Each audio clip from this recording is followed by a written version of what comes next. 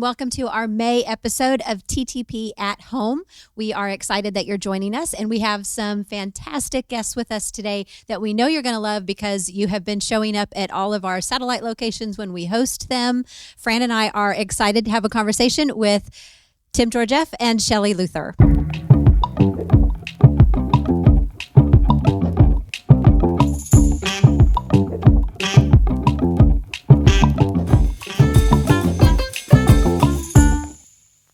So, as Julie said, we're so excited to have Shelley Luther and Tim Georgeff with us today. They have an amazing story to tell.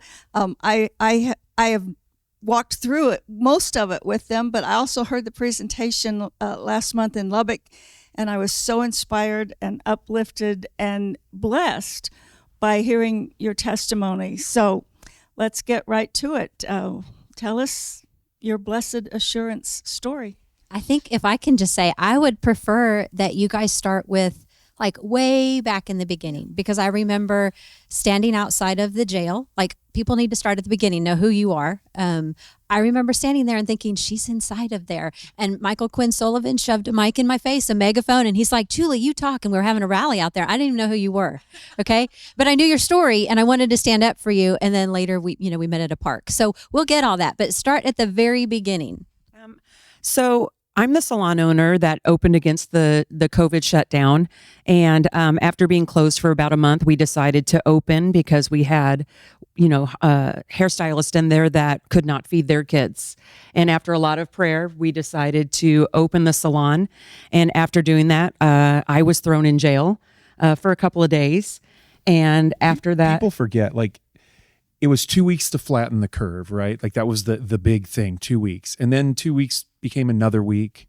And then that became another week. And so like a month into it, we're looking at each other and going, what are we going to do? We had just moved into a new home. We'd put like all our savings into a down payment, like everything, like we were fully committed to like going down this path. And then all of a sudden everything gets shut down. The salon gets shut down. We're both musicians, so our income streams are completely cut off. So not where we're only we in trouble, but the people that were working for us, the people who operate in the salon, beauticians, hairstylists, they're sort of like a cash day-to-day type of business. So after a month, they're all pretty, looking at empty bank accounts. They're a little hungry, and they're calling Shelley and saying, "What should we do?" And Shelley's always a little bit like Mama Bear. Imagine that. Yeah. So when she basically elbowed me one morning and said, "Hey, I think we're going to open the salon." And so how long into it was that? we closed down for a month. 1 month. Okay. Mm-hmm. Now, to me, that sounds more than reasonable. So what happened? Apparently that made the city of Dallas, very upset. You just had to have a salon in Dallas, like one street in. One street in. It's actually, if you cross Coit Road, it's Richardson. So literally one street into Dallas. But I think God always does things for a reason.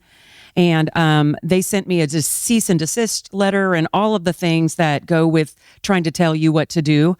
And I ripped it up in front of a huge crowd of people because I was just so mad about them not caring about the welfare of the people that actually worked in the salon. We should have shown that. I wish we had like a screen, because I know when you give your presentations, you use the whole video and it's so dramatic. You're up there just ripping it to pieces. But one thing people don't know. So the night before, Shelley decided she's going to open the salon. We took a day to sanitize everything, and we took a couple days. Like, Shelley just announced it, not like to public, just put it on our Facebook page, like, "Hey, I'm going to reopen the salon. If anybody needs a haircut, whatever, we're going to open." Well, we didn't want to open and there be no one in there. They don't make money if they don't cut How hair. much of a following, like, you weren't famous at that point. So how much of a following did you have? No, we didn't have very much of a following at all, honestly. And we didn't do it for publicity. We did it to where, like, hey, I see a lot of the haircuts you're giving your spouses and your kids. We're actually going to have like real people there to cut your hair. So we did it not even thinking about anything else. So she posted that on Facebook, and we get a call from the local Fox affiliate, and they just said, "Hey, we hear you're going to open. Can we do an interview?" And they actually came to the salon and did an interview the day was actually 2 days before we were going to So wait, open. We were saw in there it? cleaning. Yeah. They saw it on Facebook? Mhm. And Somebody must have reported it or done something. do you think they reported it nefariously? Or Yes. Yeah, oh, for sure. For sure. So they came, they did this little interview, and what's crazy is we did that interview, and then after that, we drove to a friend's restaurant that was in Arlington that was open. They were keeping it open sort of under the radar, and we watched this little news broadcast. We're like, oh, look at us, we're on the news. Who would have known? I know. It's like, babe, it's so crazy. We're on the news. Right. We had no idea that was going to be our life for 4 that's years. your home now is on the news. And we're going to open that next morning. Well, that night, the phone rings at like 8:30 at night, and it's TDLR calling to talk her off the ledge. Like, hey, and that's Texas Department of Licensing and Regulation. Yes. Thank you, because I had no idea. Yes. And so they're the ones that regulate businesses to make sure they stay clean and all of the things. it was the most amazing conversation because it was on speaker. And I actually recorded it. I actually posted it to YouTube just so people could hear this because this gentleman from TDLR. How did you know to record it? You just had the wherewithal to think, oh, I should record Shelley, this? when it rang, she goes, hey, I think you better record this call. Wow. And this guy is saying like, so you can't open tomorrow. And Shelley says, well, then what? What are you going to do? Well, we're going to report it. And Shelley's like, who are you going to report it to? I'm like, you don't need to report it. I'm telling you we're opening. You don't need to like report it. I'm telling you we're opening. And he's like, well, you can't do that. And I'm like, or else, because I'm sitting here with your booklet of things that what salons are allowed to do and not do and all the rules we have to follow. And we're following all the rules. And they said, well, you can't open because of what, the governor said. And I'm like, but there's nothing in this that tells me you can do anything about it. And he's like, well, I can't, there's probably going to be a problem. There's probably going to be some police that show up. And I'm like, and what are they going to do? And they're like, well, they're going to tell us whether or not you're open. I'm like, I'm telling you that I'm opening. I already told you don't need to send police there if that's the reason you're, and he's like, well, I'm just letting you know that that's going to happen. I'm like, well, then we'll serve them coffee because they can't come in. And it was an interesting conversation. And by the time it was done, Shelley had pretty much convinced the agent from TDLR that it was okay. Like, I mean, he even said, oh, well, I guess I can see why you're doing this. Well, somebody will probably be there. And Shelley said, okay, great. Well, I also said too, I'm like, that we can step into, and I think it was Colleyville or somewhere. And I'm like, if I step one step into Colleyville, there's no COVID there because everything was open at the time there. But if I step back into Dallas County, all of a sudden the COVID's all over. You understand how this makes zero sense. And it was just silent. I mean, it was just silent. And so he really had nothing to say except for he was the one that had to call and tell me that the police were going to show up there. So what's interesting, just 1 second, go back in time. You had no political experience. Zero. So you just have this natural rebellious, or is it a natural sane instinct? I think it was just what Tim said, Mama Bear. And it's crazy because I don't work in there. I'm not a hairdresser. I barely went into the salon. I mean, it ran itself. And so when all of this was happening, I had this instant feeling that I needed, if I'm going to open, I need to be there and be very protective of the people that, and we told the employee, they're not employees, but we told the people that work there, you don't have to come in. You can do whatever you want, whatever's best for you and your family, but the salon is not going to be I'm not going to be the reason why you can't feed your kids. Personal choice. Imagine that. Tim, tell us about who else is in that shopping center or that strip mall? So there's an Ace Hardware. There's a dog groomer. There's actually like a guy who taught some sort of music lessons or had like a music repair shop. A secondhand furniture shop that was in there. And a couple restaurants and even like a little like gym, like some sort of like gym thing or something, a Pizza Hut. I mean, there's a hobby shop. And what's crazy is like, this whole thing, we're going there the next morning and we don't know what to expect.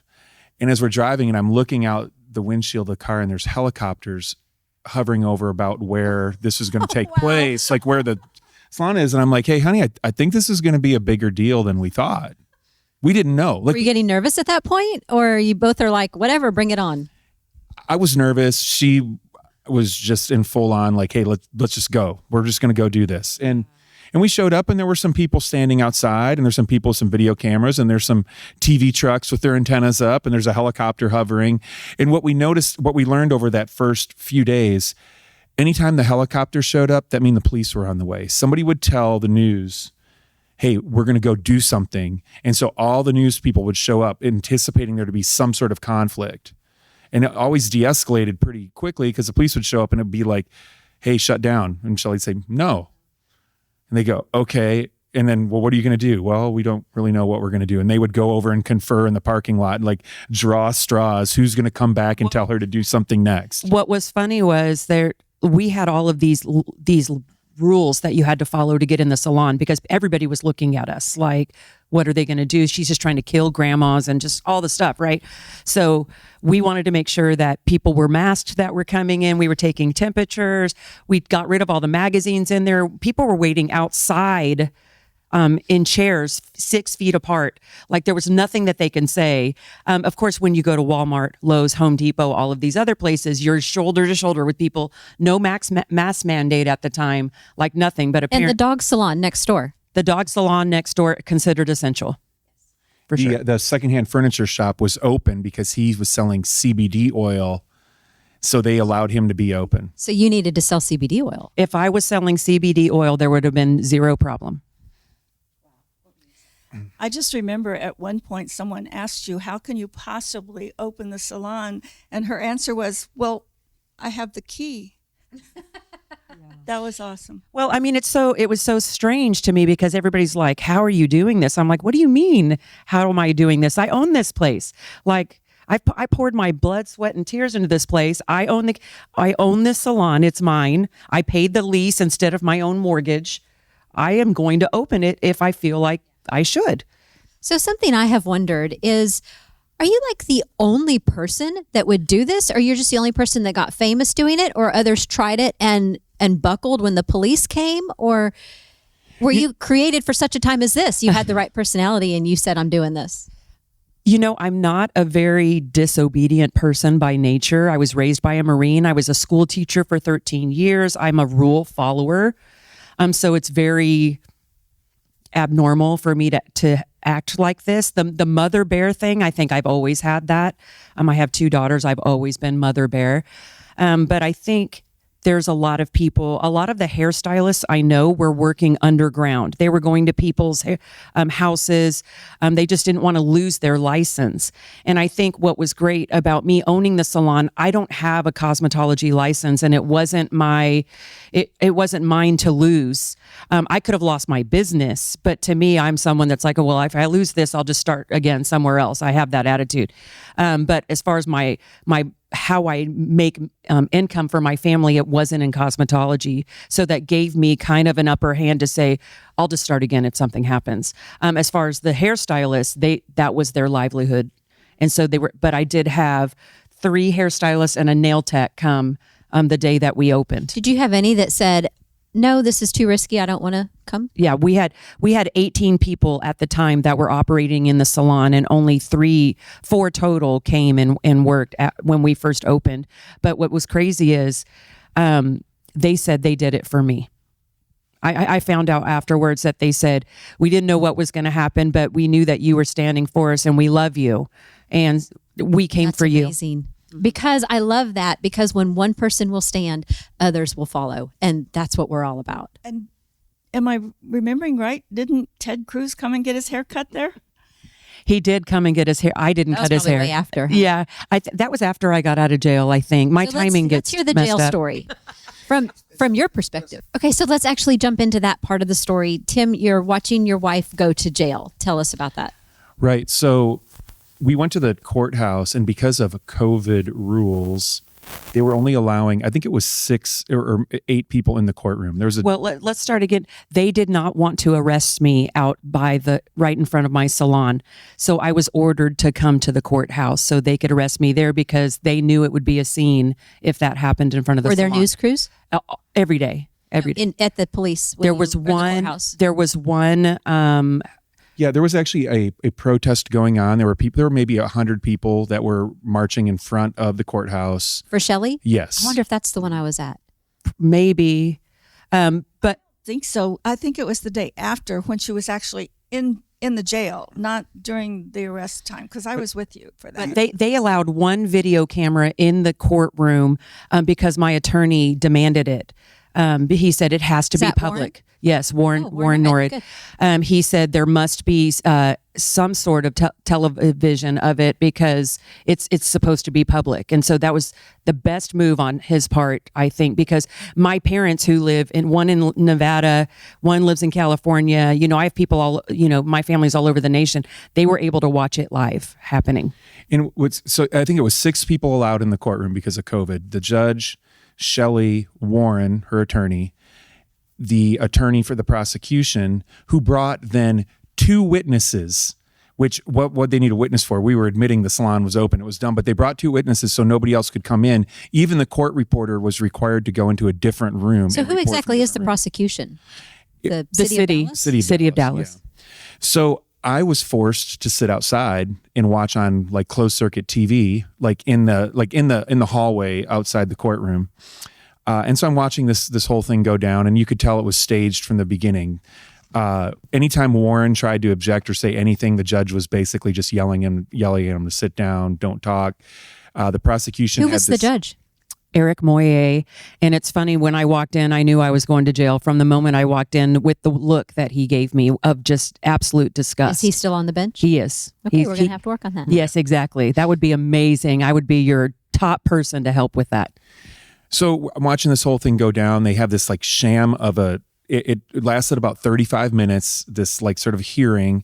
And then the judge took a recess. The reason why Greg Abbott was actually getting ready to make an announcement about the status of salons. So if the judge made a ruling before he knew what the governor's action was going to be, could look really bad for him either way. So he takes a recess. But before he takes a recess, he orders the camera off. And then, so now I'm up at the door because I want to see what's going on. And he basically stands up and he tells Shelley, he said, listen, I can give you 180 days in jail for this. I need you to think about that while I take you a recess. You hold the keys to the jail cell. I can put you in jail for 180 days. And the camera was off when he said that. Correct. Yeah, he ordered that off. He didn't want people to see the threat. And he left the courtroom, and I told the bailiff that was sitting there, I said, I'm going in there. And the bailiff wanted to argue for a minute, and I said, nope, I'm going in. So I went in, and Shelley was actually on the phone with her dad. I don't know if she'd called him or he'd called her right away. No, I called him, and I'm like, Dad, I'm about to go to jail. I'm sorry. And he's crying. I mean, he's crying. Your Marine father's crying. Yeah, he's like 6'4", big, huge Marine. I've never seen him cry before. He was a mess because he was watching it live. And he's like, please don't fall on the sword. You don't have to. You've done enough. Please don't do this. Please don't do this. And I'm like, Dad, everything's going to be fine. Everything will be fine. Don't worry. You raised me tough. Like I was encouraging him to tell him, you raised me up to be this way. It's fine. And so I hung up with him. He was begging me. I just said, hey, just give him the keys, say you're sorry, let's just go home. At any point, did you think you could talk her into doing that? Oh no, but I wanted to say it. I mean, I had to say it, like, hey, it's okay, let's just go home. Like, because he knew after the judge said that I needed to apologize for being selfish. He knew that's when I was going to jail. Oh yeah, when I heard, and that happened. So I told Shelley, like, hey, don't do this. Warren was even like, I don't advise for you to let's just get out of this. Nope. So the judge came back out after this press conference in which Greg Abbott said salons were going to open in like 6 more days, or it was about a week out. And so the judge comes out, tells Shelley, you need to apologize. And when he did that, I was sitting in the back of the courtroom. I actually threw my hands up in the air. I'm like, there's no way. There's no way she's going to apologize for common sense. And I just watched this whole thing go down. Like, Shelley stood up. I mean, you see that on TV, on the news. She stood up. I respect your decision, but I have to tell you, I'm not going to close the salon. And the judge, you can watch him because he looks up quick, realizes he's on camera, puts his head back down, asks the bailiff to take her away, and that was it. He actually almost called me the B word. He was so mad at me. That's on video. You can watch that on YouTube. He goes, take this defendant. Yeah. Wow. So Shelley, you had your attorney, your dad, and you weren't her husband actually at the time. No, were you? not yeah. no. Okay, so your significant other, Yes. all advising you, don't do this. You made that decision completely independently. I'm not going to apologize. That's really remarkable. I know that you say that, but to me, it just wasn't. I know a lot. This is so weird for me because a lot of people are like all the time still like, you're my hero. I can't believe that you, and I'm like, I can't believe y'all didn't. Like, I'm just in shock. Thank you. Yes. So I'm not mad at anybody and I don't blame anyone for not doing it. And I'll do it again today if I had to, like, I don't even care. But it was just it's weird to me that it was weird for people. So did you know that in 6 days it was all going to be okay anyway? No. If you had known that, would it have changed your decision? No. Nothing would have changed my decision. I made that decision knowing that I could have gone to jail for 6 months.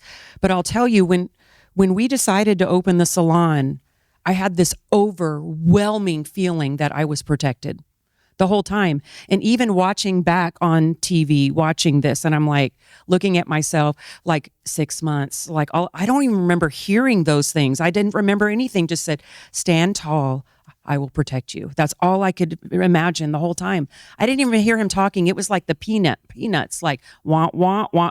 I didn't even hear it. It didn't even matter to me what he was saying. I didn't even care.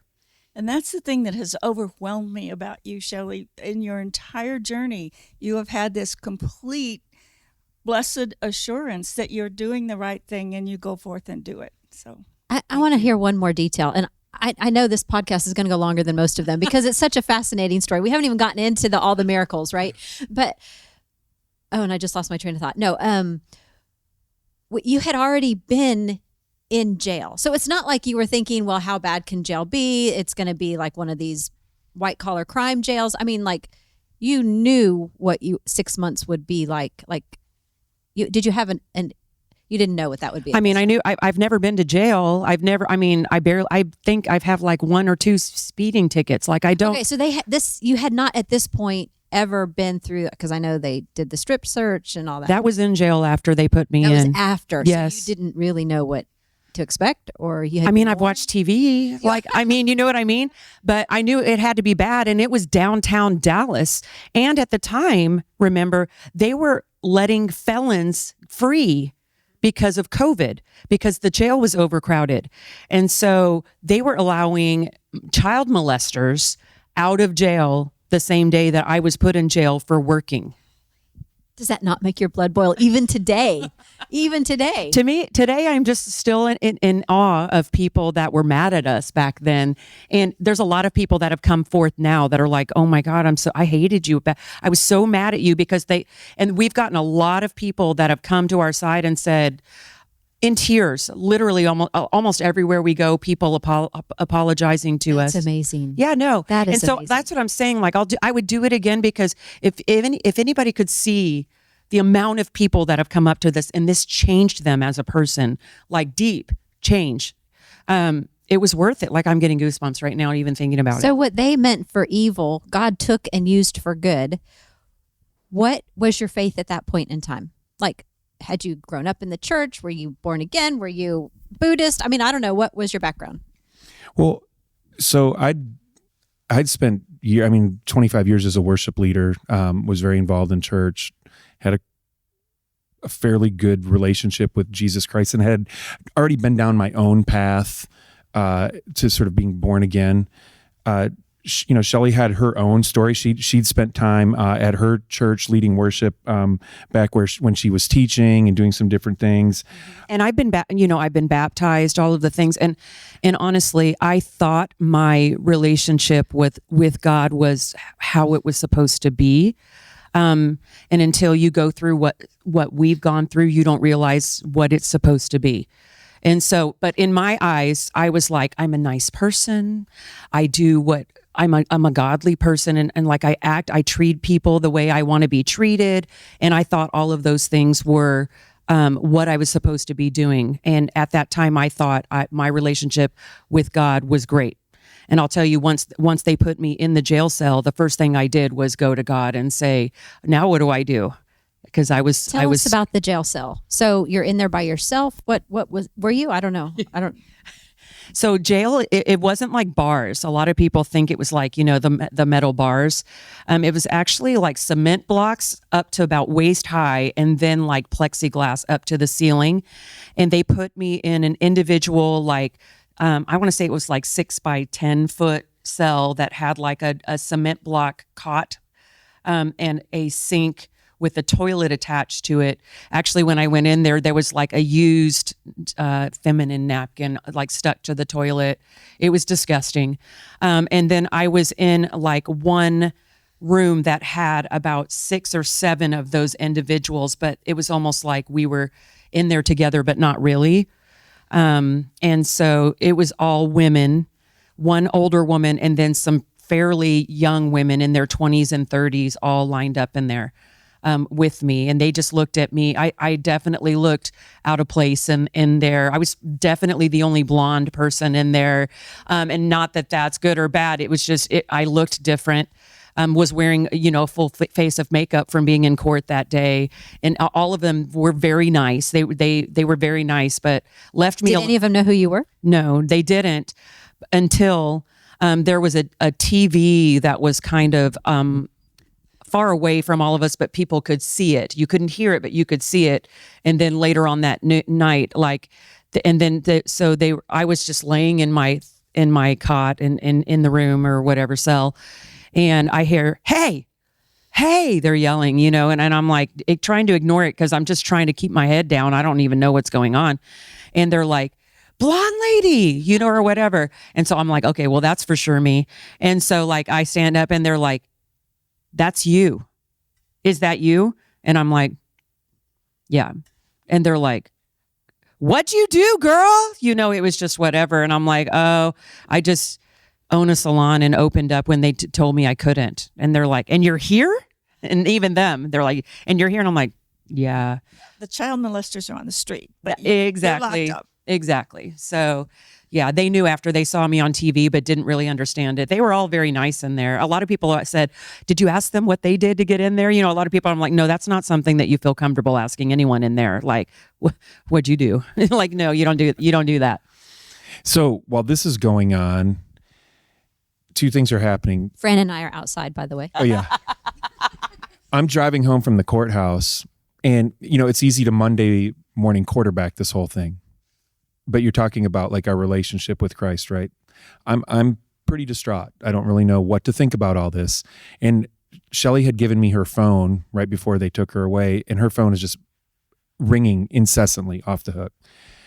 And I don't really know how to choose a number, but like when it says restricted on it, not private or unknown, like restricted, that's like odd, and I answer it. And it's BB Loya. Don't know how she got our number. You're gonna have to tell people who BB is. Well, so she's Ted Cruz's Cousin. Okay. But she talks to me and introduces herself and then says, by the way, I have the senator on the line and also his father, Raphael, on the line. And everybody says hi. Well, what are you doing? I said, well, I'm sort of driving home. I'm in tears. And they said, well, could you pull over somewhere? And I pull over into the IKEA parking lot in Frisco. And they proceed to spend 10 minutes just praying on the phone with me, praying over the situation. I've never heard that part of the story. That sounds just like something Raphael would either, do. But I was ready to say they prayed with you, didn't they? Absolutely. That was the first thing. And looking back on that, I'm like, man, God was just sending all sorts of messages, right? How do they get my number? What the first thing they're going to do? And even Senator Cruz said after that, Tim, there's nothing I can really do at this point, but what can we do to help you? He knew that the contempt of court charge, there was nothing that a U.S. senator was going to be able to do. But yeah, by the way, when you get thrown in jail for contempt of court, the only people that can get you out is the judge that put you in or the Texas Supreme Court. Governor Abbott couldn't help me. No. Everybody's like, Governor Abbott got you out. I'm like, no, he can't. He couldn't have. So, now people I don't know are just calling and praying, right? And so like looking back on it, I'm like, man, God was really like putting his foot down right into the middle of this to say like, hey, it's going to be okay. At the time, it's panic, like you don't feel that. You look back later and go, man, thanks God for that. I think now looking at how that's influenced us. We look for those reassurances or affirmations from God a lot quicker, and like try to feel those. That's one of the things that's changed about our spiritual relationship, is like asking God, like, hey, can you put your blessing on this right now? Can you affirm this decision for us right now? Like, we're going to be really obedient, but please, like, don't let us like feel like we're out here all alone. That's going to come into play later in your story. I'm yeah, pretty darn yeah. sure. But I'm sort of setting you up for that. But I think, and so, you know, we were really honestly, like, I mean, Shelley said this in a speech before, when she ripped up that cease and desist. She said, look, I'm nobody. You didn't know who I was before this, but now all you have come out and supported this. And somebody shouted from the back at the time, like, we needed a hero. Nobody goes looking to be a hero. A lot of people want to be a hero, but heroes are never they just happen. And so, like, God is sort of like working this thing for us, and it was I watched a transformation, and in a way I was jealous, because I watched the way Shelley handled herself in the courtroom. And I've talked about this at our meetings. Like, I watched her countenance change. Like, all of a sudden, like, she stood a little bit taller, her back was a little bit straighter, like she was a little bit brighter. Like, I literally watched God put his finger on her and say, hey, I'm going to use you. I've seen that happen with other people. I've been used in ways as a worship leader. I know what it's like. And like, honestly, like, if you haven't had that feeling before, when you get it, it's amazing. And if you felt it before and you see somebody else getting it, you're like, oh man, I hope I can get some of that too. Like, I want some of God's light shining on me. So That's beautiful. Well, it is, but it's also like, it's dangerous in a way, because we want it so bad. We want that like communication with God, or we want that. And like, so like, there's sometimes I don't want to say jealousy because it sounds bad, but it's like, I saw it happening to Shelley, and I'm like, well, dang, something good's happening for her. Like, and you know, so you sort of latch onto that. And I started to watch other people latch onto that, as like, a few days later, after she got out of jail, like, the Supreme Court let her out, and we walked out of that jail cell, and there were several hundred people there, cheering for her and everything else. But I watched, it wasn't just about a haircut anymore. It just wasn't about even standing up against mandates. I was started to watch, like, there was a little bit of a spiritual revolution or revival starting to happen, because people were like, hey, like, not only is this all crazy, but like, it's going to take more than just political aspiration or physical, or like in Shelley's case, just being stubborn. Like, it's going to take a little more than that. Like, God's going to have to start doing some things in order for us to survive this sort of trajectory we've been put on as a country, as a state, anything else. So like, it was definitely like, you ask about what our journey was. Well, we were like in the infant stages of it, but it was coming hard and fast at us, like, really overwhelming. So you didn't stay 180 days in jail. How did you get out? So the Texas Supreme Court, Warren Norwood actually filed a writ of habeas corpus, and I still barely even know what that is. But it went to the Supreme Court, and they actually didn't say that what the judge did was wrong. They found some errors in the way that he filed the judgment, and were able to get me out because he didn't file it correctly. Did you ask that judge for an apology? I haven't seen him. Oh, bummer. I have not seen him. But so I stayed, I went in at like 4 p.m. on whatever day. And then I stayed 2 nights and got out the next day. So kind of like a cruise, a 2 nights and 3 day cruise. I'm sure it was just like a cruise, all you can eat buffet, entertainment. All you can eat bologna, whatever it was that they threw on the ground. No, it's definitely not a fun way to lose weight, but I did lose a few pounds from jail. I did not. Okay, so then at what point did we meet? Were you at the park with us? No, I first met Shelley at the park in South Lake when it was like Open the State rally. I have a picture of me and her together. That was the first day I met her, and you had announced you were going to run for office, I think, by that point. Okay, I think I must have met you before then, because you had not announced yet. And Jonathan Stickland said, you got to meet this girl. And I had been there to support you at jail, and I liked what you were doing. But as soon as you started getting famous, that's when I'm like, okay, wait a minute. Is she the real deal? Like, we get screwed over so many times by so many people who just want to be famous. Right. And he's like, you got to meet her. You got to talk to her yourself. And I was so appreciative of that. So we met in a park. I think we were at a protest for something else, like a transgender thing. It was a transgender modification or something for against Jeff Younger's. Yes. Kid. Yeah. Yep. It was, and we sat on a picnic bench yes. together. Yeah, okay. And yeah, you like dove deep down into our soul in a good way. Not as bad as later you guys were grilled by some of the money people. Yeah. Let's tell some more of that background about how you decided to run and all that. Yeah.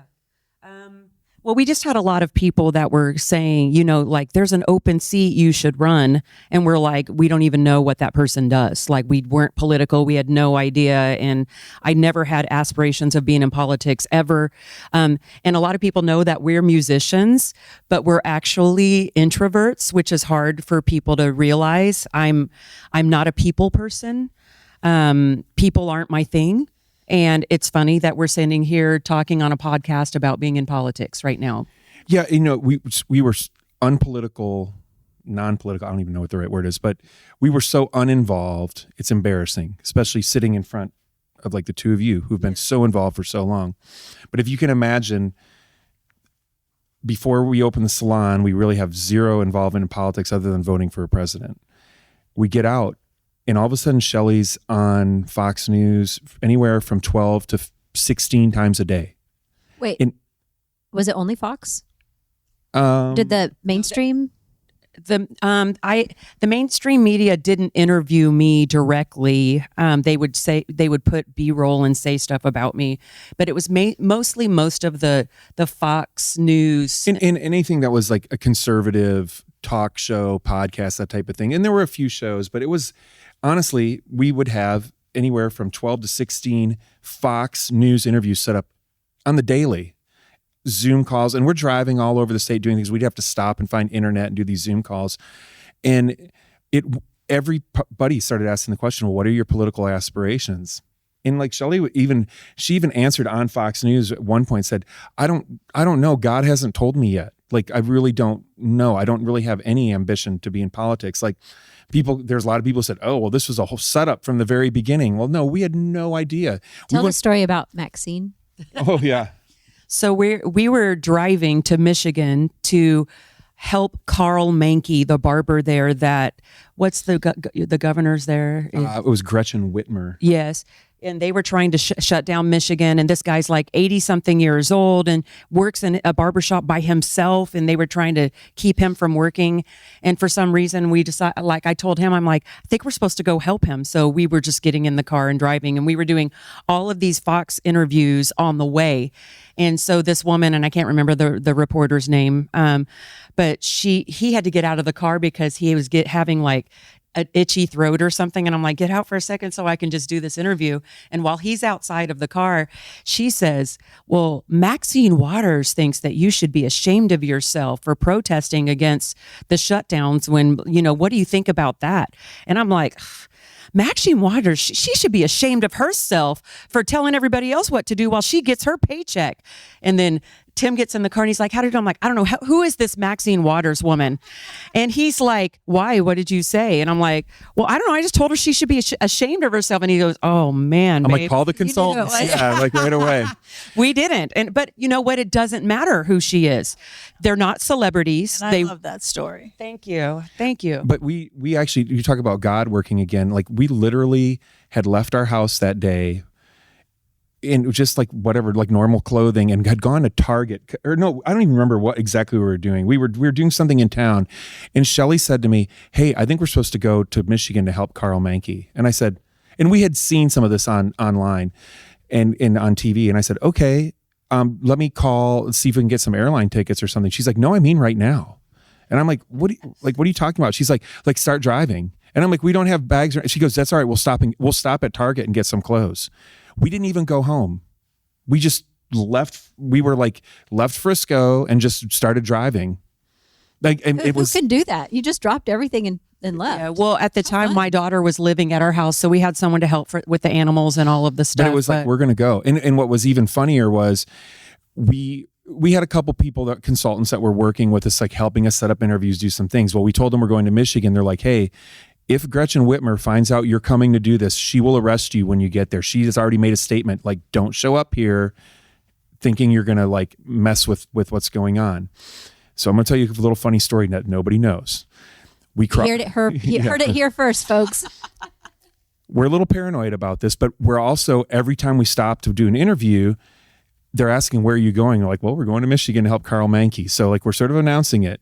We cross the border from Ohio into Michigan, and we have to stop to do an interview. And we stop at the very first exit. I find it was a restaurant or something that was closed, but their internet was still up. And we get on their internet. Shelley's getting logged in, and all of a sudden a fire truck comes and blocks the entrance to the parking lot. And then police vehicles and SWAT vehicles start showing up.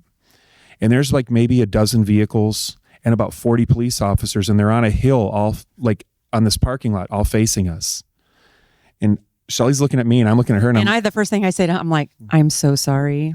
I'm so sorry this is happening to you, or whatever. And we thought for sure that. I'm like, I don't even know how, but they know we're here. And he's like, do I get out? Do I put my hands up? I'm like, I don't know. I think just stay in the car. Like, we're just trying to figure it out. Yeah, they're in full riot gear with long guns and everything. I'm like trying to figure out is there going to be a shootout? I honestly don't know. So they start walking towards the car, and Shelley says, honey, I'm so sorry. And I'm like, hey, it is what it is. You know what? We're doing what we're called to do. It's all right. And they walk past the car, and they just keep on walking. And I'm like, what is going on? And I turn around, and there is an apartment building behind this restaurant, and they raided the apartment building. There was a raid going on. What are the chances? Oh no. My goodness, that is funny. So, but of course we thought it was, we're thinking. He was sweating. Yeah. He was sweating. Yeah. But anyways. Shelley's just like, here we go again. I got this. No, that's totally my face right then. I'm like, Yeah. So, but all these people we're talking, we're going all over the country trying to help people. We went to Connecticut to try to help the state of Connecticut open. We went out to Nevada, and Shelley spoke out there. We went to Florida and spoke. She spoke at a couple events in Florida, and everybody keeps saying hey, you should run for politics. And there's this open seat. There's this Pat Fallon graduated to the Congress. They moved him up. Senate District 30. Wide open. So there's a jungle election. 6 people decide to run. Shelley decides she's going to be one of those. And we actually live in the district that opened. Yeah. And so everybody was like, you need to run for that. But of course, Austin already had their guy picked for that race. Of course, we had no idea. I'm like, it should be a fair election. We have no idea. See, there's proof that you guys weren't that involved yet. And Greg Abbott. So we still hadn't even decided yet, but I guess word got around that Shelley was thinking about running. So they make the election, hey, it's going to be in 30 days, early voting in 2 weeks. Mm-hmm. So it was 13 or 14 different counties in this, and we made a run for it. Of course, we had to get $1 million to even start. And so we went and visited some people, and it's kind of a funny story how we got that money. Yeah. So, and I've talked about that before. Again, God's working in our lives, because we've been told without $1 million just to get started, there's no reason to get in this race. You can't do it. And we were given this list of donors. We've talked to a lot of people. Most people had already committed all their funds in the earlier races, or were waiting for next year. Also, with COVID being rampant, a lot of people weren't donating. And we knew nothing. So why would you give us money? Honestly, let's just be honest. We're going to give this lady that I've seen on TV act crazy $1 million, right? And, backing up just a little bit, we'd received $500,000 in a GoFundMe while Shelley was in jail. People would say, well, what'd you do with that money? Well, we gave it all away. They're like, what do you mean? No, we went and helped people with that money. We didn't keep it. Because people would say, oh, well, you have $500,000 to get started. No, we gave that all away. People were... That wasn't our money. Yeah. That wasn't our money. So we get through this list. Nobody wants to give. We finally get to the last name on the list, and we jet off to West Texas to go be interviewed, sit at a dining room table with family and a few consultants from different other families. And we sit there, and it was a good 6 to 7 hour meeting, as I remember. It put yours to shame, I'll tell you that. I'm going to have to up my game. Yeah. And we felt like we did pretty well. In fact, at one point, Shelley was asked, so if you don't get money from us, what are you going to do? Yeah, and I just said, well, I know that I'm supposed to run, so I'll just make it happen. I don't know how, but it is going to happen whether you guys choose to help or not. We'd be grateful if you did, but if you don't, it's going to happen. The filing date was in a couple of days. And they offered us a ride back to the airport, and on the way, they told us they weren't going to give us anything. Was that awkward? No, because why would we expect anything? They were like, we can give you 6 or advice. 7 hours later, come on, at least throw you a bone. We did not expect anything. Like, who are we? Like, I mean, they flew us on a private jet out there. We were taking pictures. Like, look at us right now, babe. This is crazy. Yeah, no, we got on the jet back, and we're like laughing and taking pictures, and like, oh well, hey, we got to fly on like a whatever. And it's $1 million. Like, to us, we're like, yeah. We did not go expecting anything. It was just part of it. So we get home and go to bed that night, and the next morning, when we wake up, Shelley's like, honey, I hate to tell you this, but I really feel like we have to run. Like God is telling me I have to do this. I'm like, I don't know how. We don't have the money. Like, you have to file today. Like, it's just not going to happen. And I could tell that there was something in her, nagging her spirit about it. And I said, okay, well, let's pray. See what God says about it. And we started praying. We were holding hands praying. And, I'd say I didn't ask for $1 million. I was just saying, God, like, you've opened every door up to this point. Like, you've opened these doors. You have to show us where we're supposed to go. I can't navigate this without some sort of beacon. And when I said amen, her phone's ringing, and it's our consultant. And it's like, and I remember hearing his voice. He's like, hey, is the bank account open? And she's like, why? Like, nobody's giving us any money. He's like, nope, I've got $1 million check. And that was like, That is such a God thing. yeah. It has to be. But I mean, the whole time it's like, I don't even know, like, we're just trying to navigate the whole thing. It's a lot. It's a lot. It's always been a lot. But now looking back, it's even way more than what I thought it was at the time. Yeah.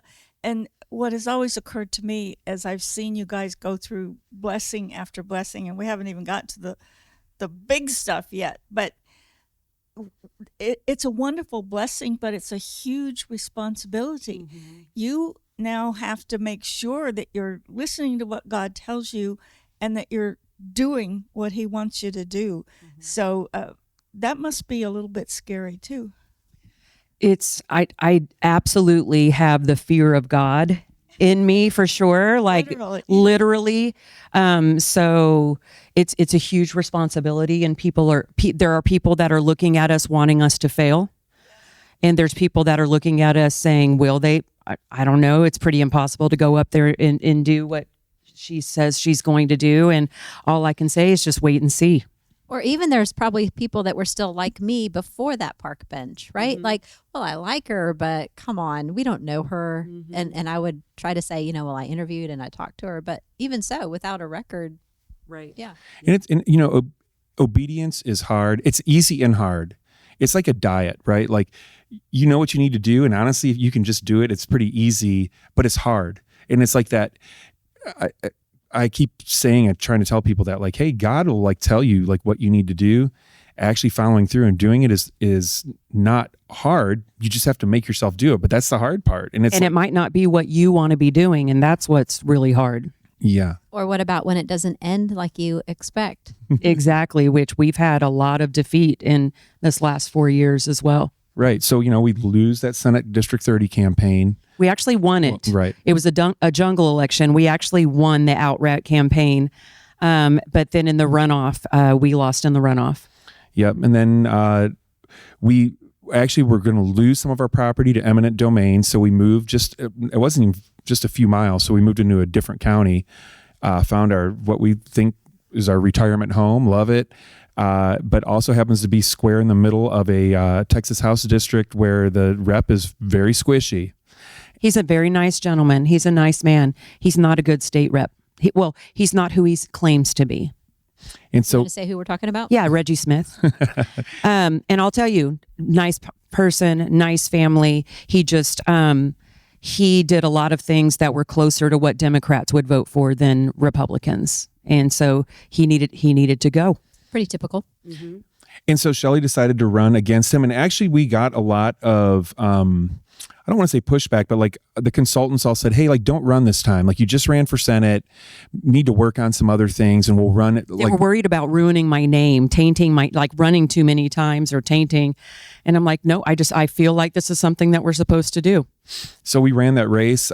Personally, between the two of us and her eldest daughter, personally, we knocked 10,000 doors. That's a lot of doors. Right. Yeah. And we had volunteers.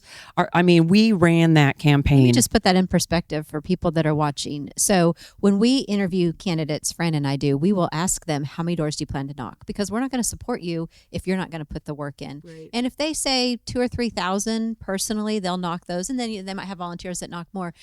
But we're like, okay, that's a good base number. Mm-hmm. And you knocked how many? 10,000. 10,000. That's 5 times what the typical candidate's going to knock. And it's hard. I mean, every day was the same thing. Like we'd get up, get our coffee, and like from about 10 a.m., because you don't want to bother people too early, but until dark, we were out knocking doors. And so we met a lot of people. We felt really good about that race. I mean, I did get kicked off a lot of porches because Reggie Smith is very well known in that community. I think he's like 5 generations deep into that county. And there were a lot of people that were like, I changed his diapers. I mean, I did, like all of the things. He goes to my church, but a very uneducated county, honestly, about what their rep was actually doing. They just trusted him because he's nice and he's their friend. He's got the R. That's right. He's got the R, so he must be. So we run that race, felt really good about it. When we were poll greeting, felt like we're getting a lot of thumbs up, a lot of like, I voted for you. And I was definitely disappointed, but I really feel like Shelley was crushed on election night when we lost bad. I mean, it wasn't even close. Oh, yeah. We got spanked. How did you deal with that? So now it's twice. God's told you to run. You've lost twice. Well, it started to make me question whether or not I'm hearing what God is telling me or if I'm just trying to make up what he's telling me in my own head. And so I told him, I'm like, maybe we're not supposed to run. We actually started doing more like where I was singing in worship in the churches and things like that. So we dove into that. Maybe we need to take our message to the churches, do more leading worship, doing those things. And so we threw away all of the signs, the political signs, threw it all. I mean, thousands of dollars worth of signs, sold all the T-posts, got rid of everything political, and really dove into speaking at churches, doing worships, leading, and all of the stuff, and thought, okay, maybe this is the way that God wants us to go, and really believe that was what we were doing. And we felt like we had accomplished something because the people that we worked with through the campaigns, we had pushed the Overton window back to the right. The senator, the state senator that Shelley had eventually lost to, actually voted very conservatively in the Senate. Even running against Reggie pushed some things back to the right. And so we felt like, okay, well, maybe Shelley wasn't supposed to be an actual legislator. We made stuff happen without having to go to Austin, and there were a lot of people that are like, you'll have no idea what you did just by running. It was huge. And so, and making people uncomfortable knowing that someone could run against them at any moment is a big deal. Knowing when they're taking votes in Austin, wait a second, if I vote this way, this might make someone run against me. And it just makes them kind of second guess maybe their vote sometimes. I love that you say that because especially right now, we're heavy in election season. We just had the primary. We're about to have runoffs. We're in the middle of, local elections. And every single time we have an election and people get out heart and soul and they're working for a candidate. And if that candidate loses, they come to me and Fran and they're like, I quit politics. It's hopeless. We're not making a difference. The elections are unfair, whatever. They'll have a million reasons to quit. And you guys didn't quit. No. And you can take a break. Like you need to step away from it and gather yourself because you commit everything you have into something. And so getting away from it for a few months, that's advisable, honestly, to do that. But you do have to get back in the fight at one point. But I can't say I wasn't disappointed to throw away all those signs and everything else and say, okay, like we're going to do that. We're going to go a different way. And we were really getting very comfortable in the sort of like the routine that we were in. We were leading worship in 2 different churches. Leading music for us. Yeah, we were doing things with True Texas Project. And not even that, being musicians, we were actually singing it out in places that served alcohol, but we were able to sing worship songs out on the patios and have all of these people joining in places that you wouldn't normally hear or sing worship songs. So we're like, we would get that little gold star from God when we would walk out of those places, like, good job. Like, we could feel that. Mm-hmm. And so it was in April. It was April 4th of 2023. We'd actually just finished one of those types of shows. It was at a steak and chop house called Chamberlain's in Addison or North Dallas area. Great people. We had a really good following there. We were going home that night. We just met a couple that wanted to hire us for a holiday party. Like, everything's good. We're laughing. We're singing. Like, get home.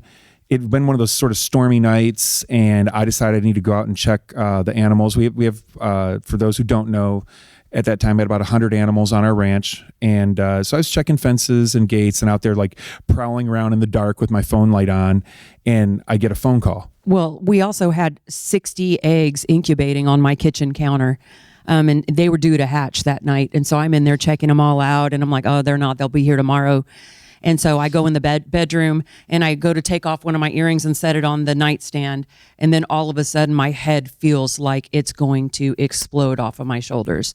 It's a feeling that they call it a clapping headache, but there's no way to describe it except for you absolutely know that you're about to die. You know that your life is definitely in danger when you have this. Describe the cartoon. Yeah, so it's like when Fred Flintstone's finger, when he hits it with like a hammer and it kind of like swells, it goes woo, woo, like that. That's what it felt like, but on my head, and nothing I've ever felt before, and something that you can't really talk to a lot of people about because most people die from those brain aneurysms. I had an explosion in my carotid artery, in my head. And so it was very dangerous, very, very life-threatening and dangerous. So I get a phone call, and it's Shelley, and I'm like, hey, and she's like, hey, come inside quick. And I think the chicks are hatching. I'm like, oh, I'll be in a minute. She's like, no, I need you now, and then hung up. So I'm a little bit nervous, like what that means. But I mean, I'm not like nervous there's an intruder in the house or anything. Like, I'm just sort of like, well, that's weird. So like I hurry back to the house. She's not in the kitchen, not in the living room. I get to the bedroom, and she's on the bed holding her head, moaning, rocking back and forth. And she's like, hey, something's wrong. Call 911. And Shelley has had headaches for as long as I've known her. She's had them for 25 years. And they're near migraine, not full on migraines, but something that doctors have looked at, could never find anything wrong. And it was like, hey, you're just going to need to take some Advil or Tylenol. And so she would take Tylenol or Advil, 6 to 8 of them a day, to keep these headaches at bay. And sometimes it wouldn't keep them at bay. And those are the types of days, draw the curtain, pull the sheet over your head. I'll see you tomorrow. Don't talk to me. But there's a lot of people that live with headaches. It is right. Exactly. So it's just, I've had CAT scans, the MRIs, all of the things. We can't find anything. It's just something that you're going to have to manage pain wise. And so I just lived with it for at least 25 years. So I just want to go on record as saying that after your story, I don't pray for my headaches to go away anymore. Yeah, please don't. Please don't. Yeah. So, yeah. Wow. So she, I'm thinking she's there with the headache. Like, I'm like, well, do you need some Tylenol or something? And she's like, no, I need you to call 911. I'm going to die. And when your wife says that, like, there's two parts of you, right? Like, one part, I'm like, what is she talking about? Like drama queen. Yeah. No, I mean, and I've seen my wife break her back. I've watched her butterfly cut on her own head. Like, I know her pain tolerance level is high. So when she says I'm going to die, like, part of me is going like, what are you talking about? And the other part's like, oh crap. So I call 911. I mean, I don't ask a question. I just call 911. And we live out in the country. It takes them about 15 minutes to respond. And she's panicked. She had me call 911 again, even after I said, hey, they're coming. She's like, no, you need to tell them, like, this is like, and I'm like, well, do I need to drive you to the hospital? She's like, no, we need an ambulance. Like, okay. So they get there, they load her in the ambulance. That's the point where he doesn't know, but I don't remember anything after getting in the ambulance. That's the last moment that I remember. I can envision getting in the ambulance and nothing after, nothing. But you were conscious. I was conscious. I actually had to walk part of the way because their bed would not fit in the doorway of our bedroom. So I remember getting up, walking, and actually climbing into the bed, and then them putting me in the ambulance, and that's all I remember. And they take us to Texoma Medical Center, which is a fairly good-sized regional hospital up in Sherman-Denison. I mean, they've got a full emergency. They've got everything there. And we get to the ER. They give her some IV. They got an IV started in the ambulance, but when they get there, they give her some really high dosage, high octane migraine medicine. And they're like, oh, she should be fine in about 30 minutes or so. And they're waiting, and she's not getting any better. And she's like sitting in, like, it's hard to explain, but it's like she's almost in the fetal position, but on her, just rocking back and forth, holding her head and moaning. And I'm like, I know this isn't right. And finally the nurse says, hey, I think we're going to go take her for a couple scans because the medicine's not working.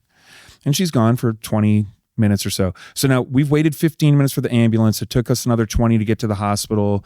We've been about an hour. So it's almost a couple hours have transpired since this first started happening. They bring her back, and the doctor is just looks at me and says, hey, I'm sorry, your wife's not going to make it tonight. And you know, like, I'm like, what? You know, I mean, like it like, and you're looking around for the video camera. Like, is this like some sort of crazy TV show? Like, what's going on? Like, what? It's the worst. We can't really tell. There's so much blood in her cranial cavity. I can't see it clearly, but it's the worst. He called it the worst hemorrhage I've ever seen. And I'm like, well, what are you talking about? And she's still like moaning in this room. And I'm like, why is this doctor standing in front of my wife telling her she's about to die? Like telling me she's about to die. I'm like, hey, outside.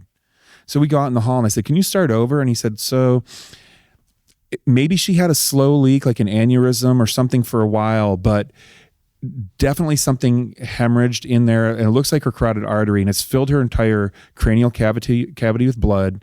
When that happens, usually like the patient won't even make it to the hospital. Like there's so much damage into her brain right now. Like I'm even surprised that she's still alive.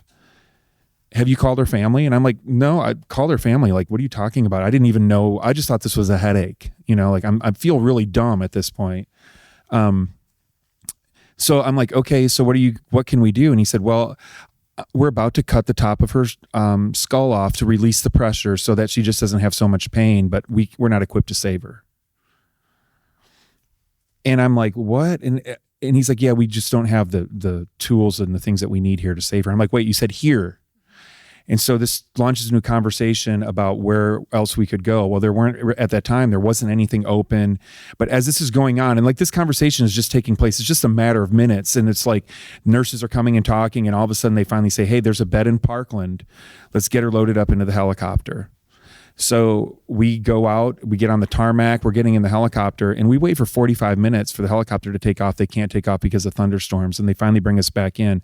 So now we've been like 3 hours. Like this started around midnight, and it's getting like close to 3:30, 4 a.m. Then they finally found a bed at Medical City Plano. They ambulance me there. And they tell him the same thing when he gets there, that they look at all the scans, they take new scans. They say, we're not going to be able to save her. We'll try, but we're not going to be able to save her. And the same thing where they want to cut my head open or do some sort of, what do they call this? It was an external ventricular vent where they stick it's almost like a little spike into the ventricle of your brain to allow all the blood and spinal fluid and things to exit, to like relieve the pressure. So they end up, they're able to do that. And then they went in and the next day and they tried to repair the carotid artery with like a coil, and that was unsuccessful. They didn't think that I was well enough to try to do something else. So they told him that we needed to wait a couple of days. And then they went in and were able to put in, what's the other device that they put in? That is oh gosh, I can't think of the name. So it's like it's actually flex embolization device, and it's basically like Chinese handcuffs around an artery, and they usually those kill the person when they're trying to put them in, because they put them in with a robot, like through your groin, and put it in that way. But she was able to put that into there and was successful at that. But that wasn't the worry anymore. Like, I wasn't bleeding out anymore from my carotid artery.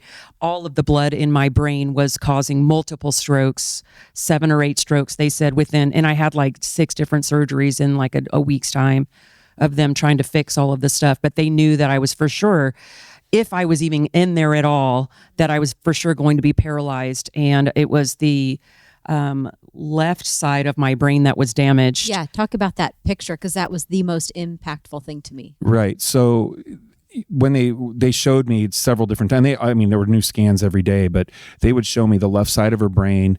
There was no blood activity at all. On the right side, you could still see all the blood activity and things going on, but every time they would come back from another surgery, and this was, so that first week, 7 surgeries in 6 days, and like every day it's unsuccessful. So you can imagine like this, just like being pounded down deeper and deeper into this like abyss of like, what are we doing? Like, how do you even survive? Like, I'm just worried about myself and the family at this point. Like, they keep telling me every day that she's not going to make it. So like, it's just worse and worse, but that they keep coming back to the scan, and it's like, yeah, left side of the brain, non-functioning. That controls all her right side of her motor skills, all her linguistics and logical thought. So even if she were to wake up, she's going to have a severely impacted life. Like, maybe be able to move the left side of her body, won't be able to talk or really think.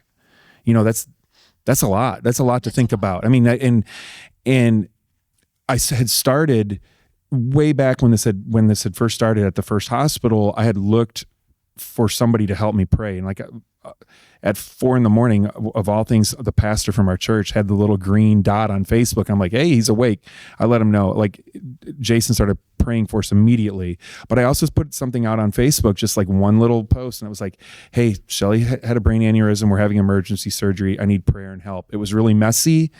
I didn't want to violate her and our privacy, but I honestly didn't know what else to do. Like, I was in such a bad, dark spot. And it was just like, I remember that. So I remember seeing your post, and you guys had just invited Fred and I out with you, right? Remember, we went to the Chad Prather concert. Yeah. Mm-hmm. We're having a good time, and you pull me aside and you're talking about plans for our Christmas party. And then, we're talking about the circle of trust, right? And how there's so few people we can trust, and you have to have tried and true people, and like, we were it for each other. And then I see this Facebook post, and I'm like, what? Yeah. She's fine. We just had a great conversation. There's no way this happened. So I can't even imagine what it was like to be. Yeah, no, there's not really, I don't know that there's ever a good way to explain that. We lived on an ICU floor. I think there were 40 rooms, and I watched patients pass away every day, families that I got to know, and you're just living with these people, and then all of a sudden they just disappear because they didn't make it or something. And we're in this, every doctor that came in was telling me it's the worst aneurysm I've ever seen.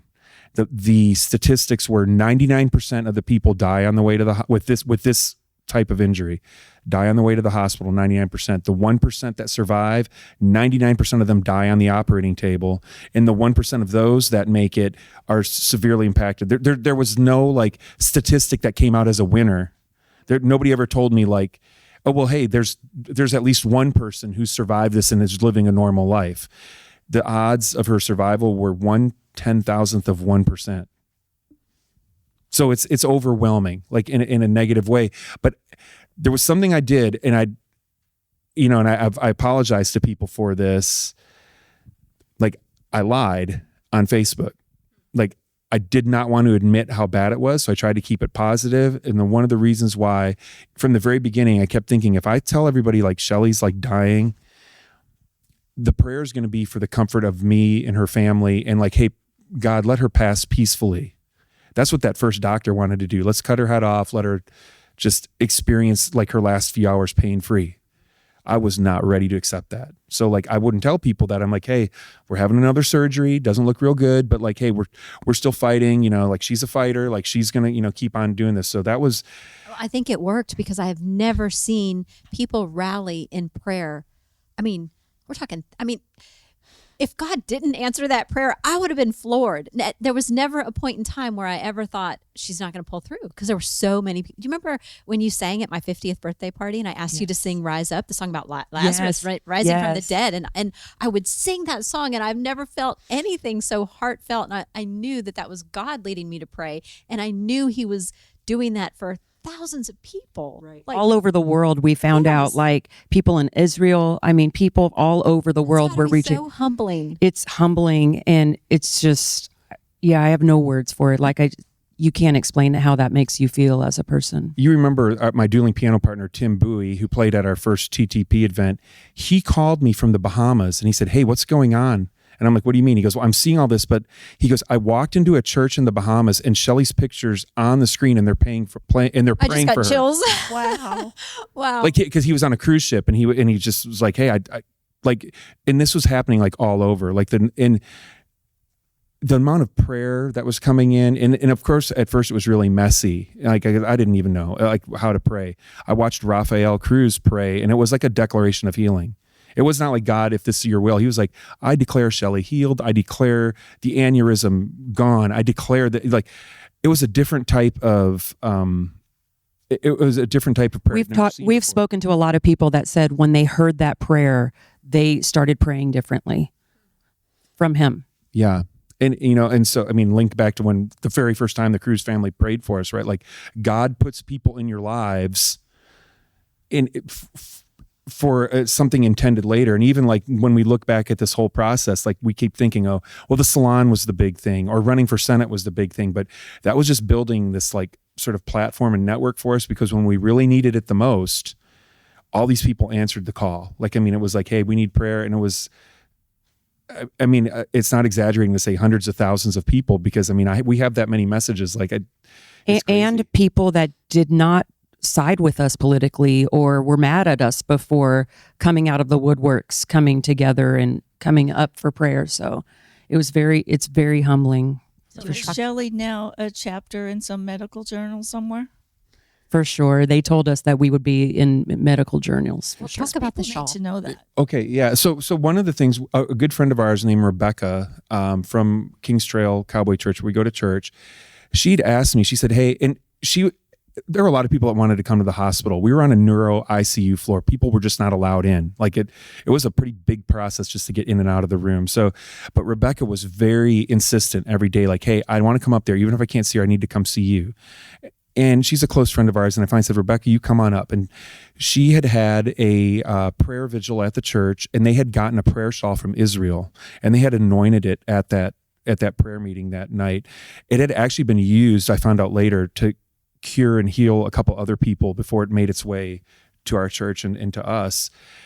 So she brought that up, and it's really cool because the prayer shawl has little tassels on it, and they're tied. There's all these little knots in it, and the knots are prayers that people prayed into the shawl, and they tie a knot when they do. It has a specific name, but we don't remember it. Right? No, we met somebody just the other day who told us about. They're like, out here. Yes, yes. Someone at a TTP meeting said that's called a blah blah, and I'm like, man, I should have written that down.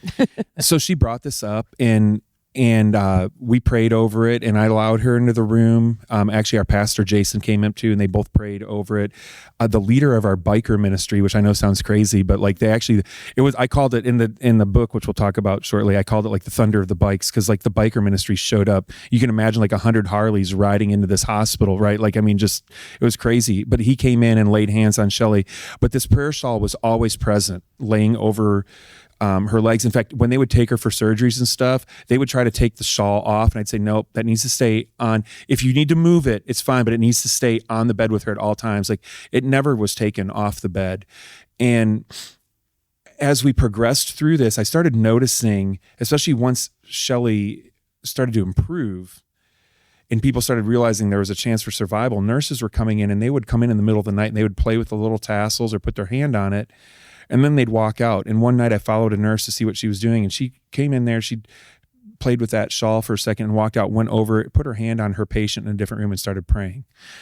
And to see that happen in the medical field was really surprising. Not because, and then there's a lot of doctors we met, they have very strong faith, but there's some also that it's just like, hey, it's a science, this is science.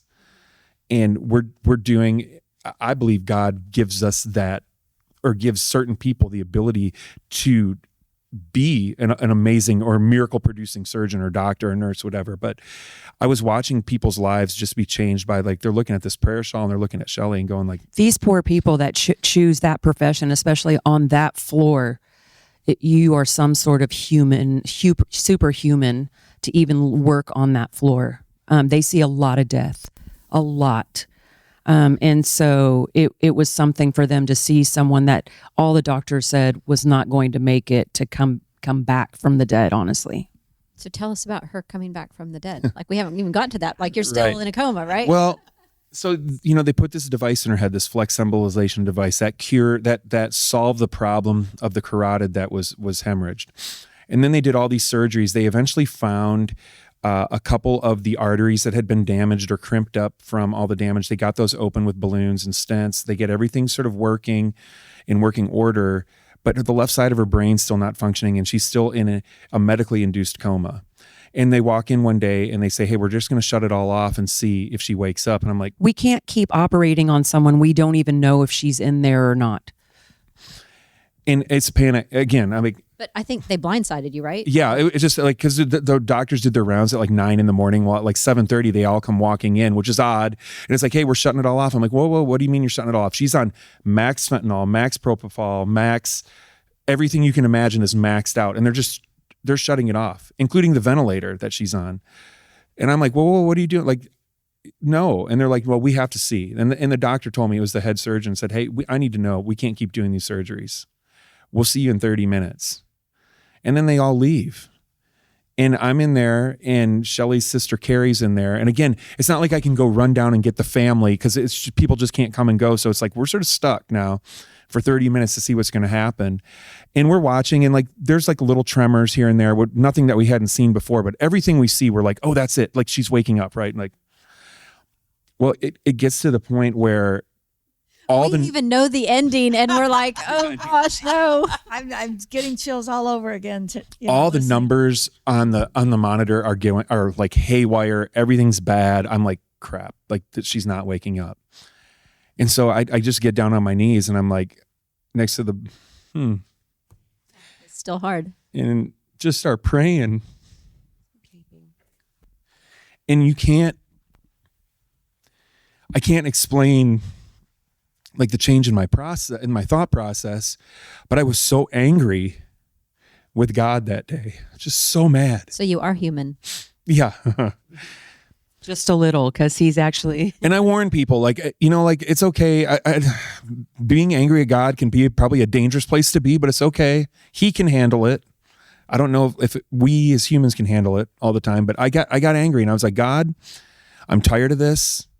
Like, I don't know what else we can possibly do. Like, we're trying everything. Like, we're praying for this, whatever. I'm not making a bargain. Like, if you save her, I'm going to be a better man, and I'm going to do all this. Like, none of that. God, I just want my wife back. Like, I want her back now. I'm done with this. She needs to wake up. I don't care about the paralysis. I don't care about the quality of life, all those other things. Like, we need to get to the bottom of this. And so I need to know right now, God, I need her to wake up, and we'll take it from there. But that's like, I'm demanding this of you. Like, this is no longer like me asking. Like, I think you also sent out a text that said everybody needs to pray for Shelley to wake up. yeah, like, this is it.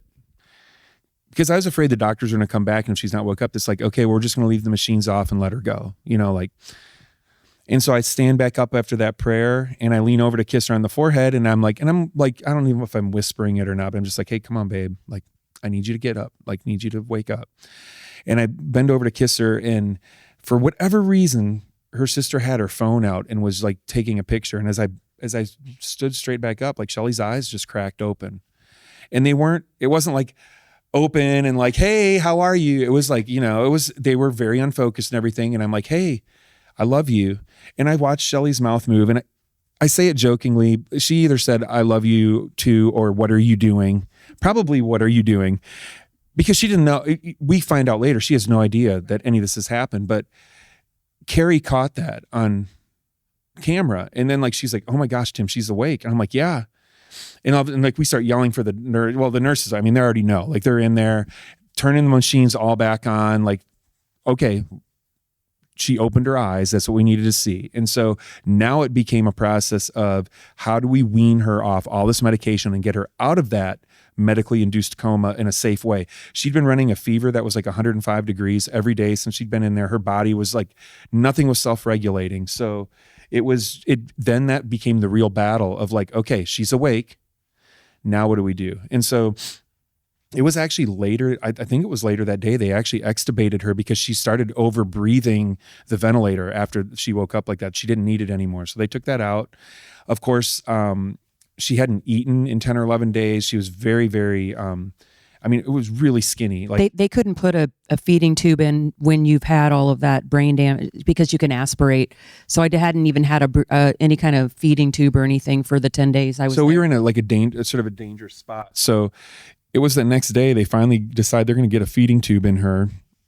And the doctor's talking about it. The nurses are there. The nurses are like, well, hey, do we need to restrain her? And the doctor's like, no, she's paralyzed. Like it's just, and the way they say it, it's like, oh, she's paralyzed. And I'm like, And they told you she couldn't speak anyway. She's Right. paralyzed and she can't speak. yeah. So like, just put the feeding tube in. So the nurse is on her right side. Remember, it's the left side of the brain that's damaged, which would control her right side. And he's putting in that feeding tube and he gets up and he puts it into the nose. And apparently there's a point where that feeding tube has to turn around to go down. And they call it the point of resistance and it's uncomfortable. And he gets there and I even see him, like he gets there and he's like, oh, he hits it and then he pushes hard for it to go in. And Shelley's right hand shoots up and grabs him around the neck. And it wasn't like one of these things where the hand is shaky going up. It was just like bang. And she starts squeezing hard enough that his knees like are actually weak. Like he starts to drop down a little bit and she's like, hey, stop that. And I'm like, of course I'm like, hey, look at that. She's moving and she's talking, I'm all excited about it. Well, of course that sets off like a whole new, they immediately took her away because they wanted to go get a CAT scan of her head to see what's going on. So no feeding tube at that point. They hadn't even gotten it back in yet. They were like, no, we're going to go for a CAT scan. They come back and I say this jokingly, but we're old. We see these doctors now. They all look like they're 12 years old. And this little surgeon, I called him Doogie Howser number 2. He looks like he's 12 years old and he's jumping around and he's like all excited. He's like, I can't explain it. And he takes me and Shelley's sister Carrie over to the computer screen and he's showing us again that same picture that we've seen a bunch of times with the left side of the brain completely non-functioning. And he even circled it and he said, see this right here? She should not be talking. She should not be walking, not walking, moving, like none of this. I can't explain it. And I'm like, I can. Like this is what we've been praying for. But it was. Did you say that? Oh yeah, I know. I said, yeah, I can explain it. And of course he just looks at me and he's like, well, there's no explanation. And but then he's off running around to go find somebody else to come back because they want to see her. And then it was now it was like every day. Once she woke up, now it was like Shelley wants to get out of the hospital. Like stubborn Shelley's back. And I assume she knows everything. She understands everything. She's remembering everything. I'm talking to people. I recognize people coming in. I sit with our pastor. All of the things look like I'm coherent. But I was still on a lot of drugs then as well. But every day now was a fight. She wanted out. But nothing in her body was working. Even though she's walking, talking, nothing's working correctly yet. Like her brain is still the cranial pressure's too high. Her like blood pressure's off. Her internal temperature's fever, off. Like all this stuff. So like it became a fight, and that was even harder than like the first week, because when she's sleeping through everything. It's like, okay, so we're just praying for her to wake up. Well, now she's awake. And now I actually said, and we have to deal with her. Yeah. Actually, at one point I said, hey, we prayed too hard. Like let's pray for her to go back to sleep. She would, as a very independent person, all of these people making a fuss over you. And I didn't know that I was in such a bad way. But I just wanted to go home. Yeah. And so that became, so we were in the hospital for just over 3 weeks, living in the ICU. And it actually came to a point where she was at a point of physically maybe hurting herself to get out. Like they were just trying to rip the cords out, do types of things. Like mentally, she was like on a sort of a downward spiral because she didn't understand. We didn't know at the time. I'm like, I was like, babe, just quit being so stubborn. Like, we're going to get out of here. It's okay.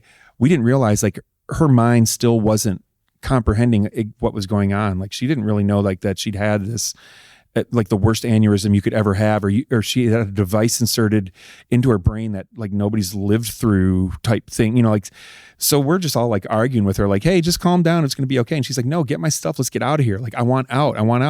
Like, but finally the doctor said, hey, like, she'll die in here if we don't get her out.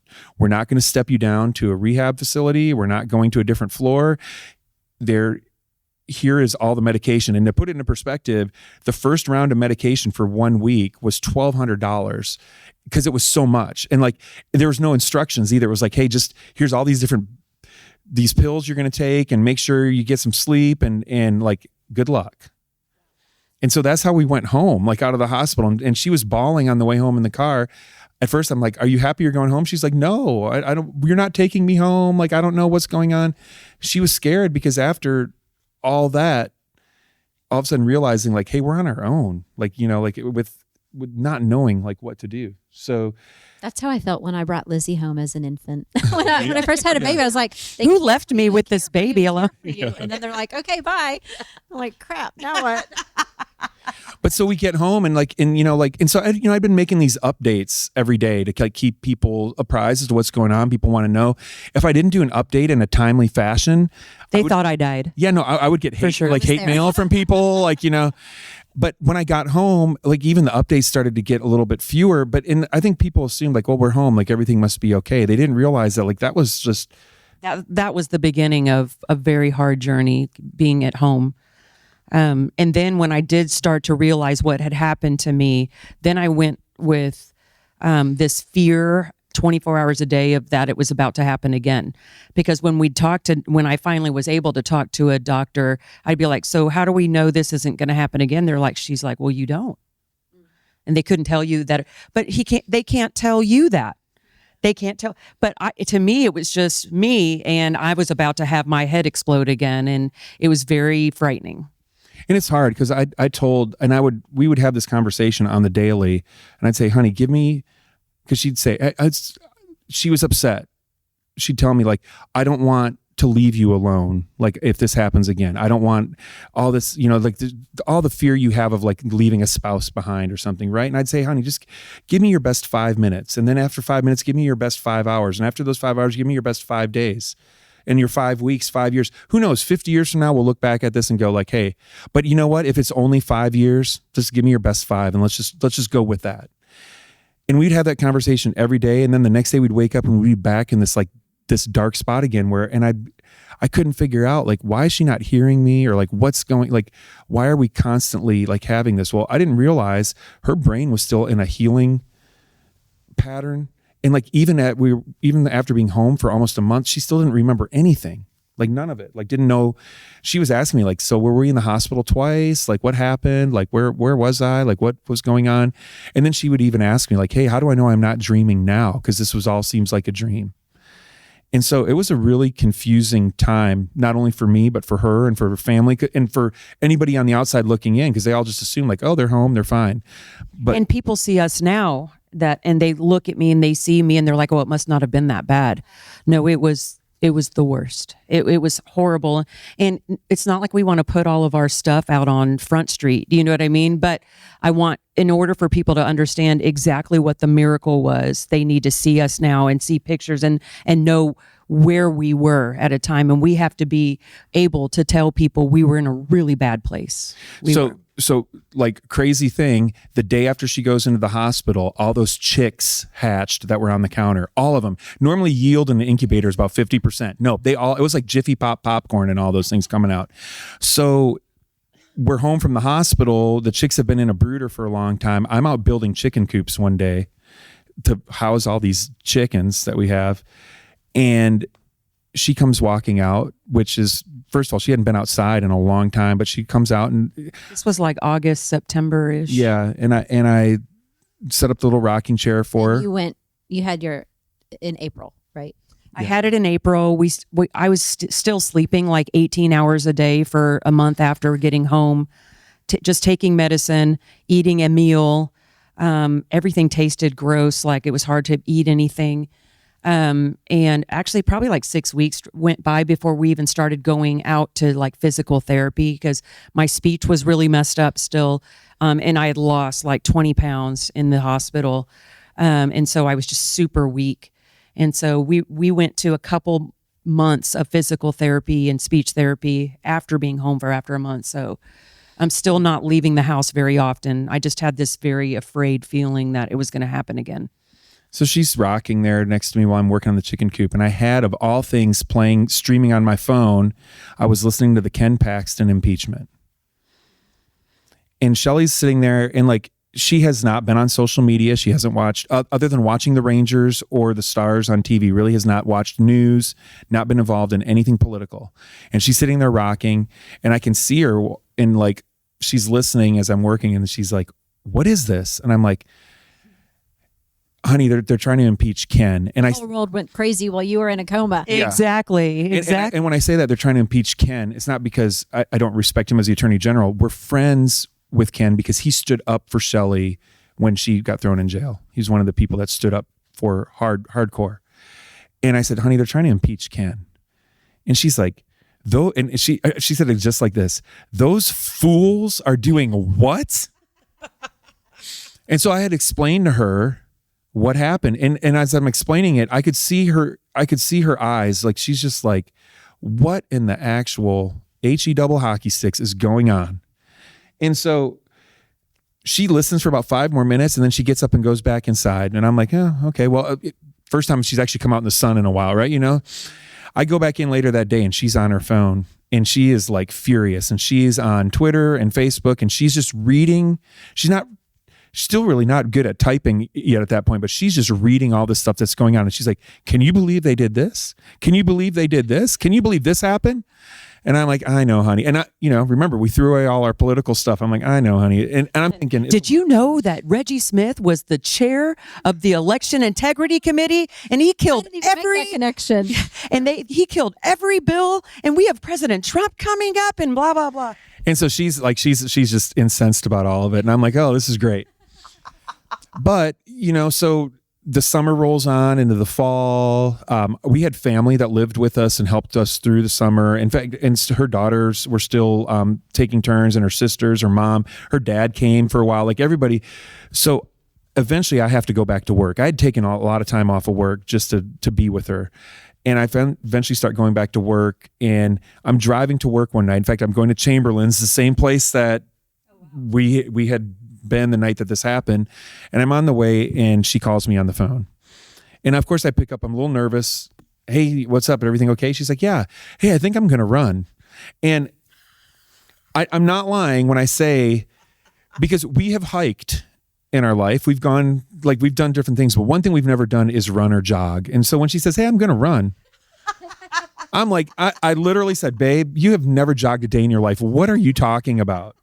And she's like, "No." And now she's actually a little bit angry. "No, I'm running for office." I was so mad. And I'm like, "I'm not talking to you about this right now. I just got you back. Like, I'm literally comfortable enough to leave the house to go work. And like, we finally just started going to church again a little bit more regularly. We're actually like going out to lunch once in a while. Like, I feel like I finally got my wife back, and now you're telling me you're going to run for politics. You have not been out of that reclining chair in how many days? Like, I don't know the last time you took a shower. You don't know anything that's going on. You can barely type on your phone. There's no way you're going to block walk. How are we going to fundraise? Like, this doesn't even make sense. I don't want to talk about it." And I remember her saying something like, "I knew you would be mad, but," and I'm like, "No, there's no buts." And I'm angry, and I hang up the phone, and she claimed, I don't know that this is entirely true, but I do know that I was mad for a couple days. She says I didn't talk to her for a couple days. I think we talked, but I think I didn't say anything substantial for 2 days, other than like, Probably didn't say anything nice. No, for sure not. But she kept pushing at it, and finally said, "Hey, our consultant is going to come over. He wants to see me." But really, I found out he just wanted to see if I was like drooling in a corner, honestly, just to put it out there. Yeah, no, you couldn't, because we did not leave the house. There was no pictures of us anywhere. Like, and he actually called me the day before he was going to come. I knew he was coming because Shelley told me like, hey, he's going to come on like Thursday or whatever. And it was like Monday or Tuesday. Well, he called me the day before and he said, hey, so just give me a heads up. What am I walking into? I know you're mad. And I said, oh, man, I'm going to punch you in the face when you show up. First of all, number one. I'm gonna punch you in the face. Yeah. Number two, she's not the woman that you remember. Like, the Shelley that you know is not the Shelley you're going to see, because this is the Shelley that I'm reporting the truth to him. Like, she doesn't really care much about herself right now. She's pretty depressed. Like, she doesn't really get out. Like, she doesn't have the strength. Like, I'm like, you're going to see somebody that you're not expecting. And he's like, okay, well, that's what I need to know that, like, coming into this. I said, yeah. I said, I'm glad you're coming, because in my mind, I'm thinking you're going to see her and say, hey. He's going to be on his side and say, they're both going to tell me, oh, no, you're not running. Yeah, like, hey, let's rest up for a couple years or something, and maybe I can talk some sense into her, or whatever. So he shows up the next day, and like, Shelley had been in the bedroom, like, getting ready or whatever, and I was fussing around in the house, and she comes out of the bedroom before he shows up, and she looks just like this. She's got her blazer on, she's got her makeup on, her hair's done, like, she's like walking, and I'm like, not like it was actually where, like, she didn't even like really walk normally. Like, she would sort of shuffle a little bit. Like, it was sort of like this, like, I'm feeling sorry for myself, sick, don't want to fall down and hit my head type, because the doctor told us, like, hey, avoid another brain injury for a while, so like, all of a sudden she's just like acting normal. And then consultant walks in and sits down, and she's just having this conversation, and she's up to date on everything that's going on, and she knows about these bills and this and that and everything else. And I'm like staring at her, and I'm like, who is this woman? Like, what's going on? When would you say you had this conversation with the consultant? November. Because I remember you came to sing at our Thanksgiving potluck, and you were leaving, and you stopped me in the parking lot, and you're like, Shelley's going to run.